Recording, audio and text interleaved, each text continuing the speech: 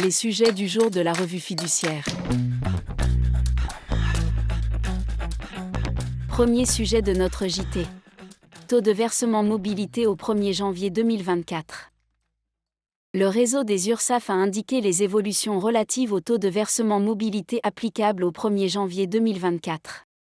Selon les cas, il s'agit de relèvement de taux, de création de nouvelles zones de versement mobilité ou de simples extensions de périmètre. Ces modifications sont détaillées dans une lettre circulaire que le réseau des URSSAF a diffusée. Les employeurs concernés peuvent retrouver le taux de versement mobilité applicable par code postal ou commune depuis le module de recherche du réseau des URSSAF qui devrait être mis à jour des taux applicables au 1er janvier 2024. Deuxième sujet de notre JT. Prix de transfert. Les prix de transfert qui se définissent comme les prix des transactions entre entités d'un même groupe et résidentes d'États différents ont donné lieu à l'actualisation du « Guide des prix de transfert à l'usage des PME ». Ce guide, qui peut être consulté sur le site impots.gouv.fr, s'accompagne de la mise à jour de la doctrine fiscale. Des précisions sont ainsi apportées sur la notion de groupe, de services intra-groupe et de transactions financières entre entreprises associées. Troisième sujet de notre JT. Nouveau seuil de la commande publique.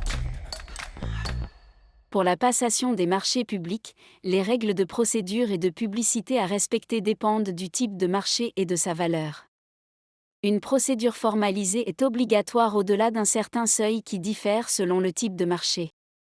Fixés au niveau européen, ces seuils sont révisés tous les 2 ans pour tenir compte des variations monétaires. Ils ont été récemment rehaussés pour la période 2024-2025.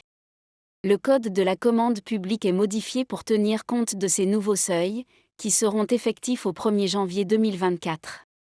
Ainsi, pour les marchés de fournitures et de services passés par l'État et les collectivités territoriales, le seuil fixé actuellement à 140 000 € va passer à 143 000 €.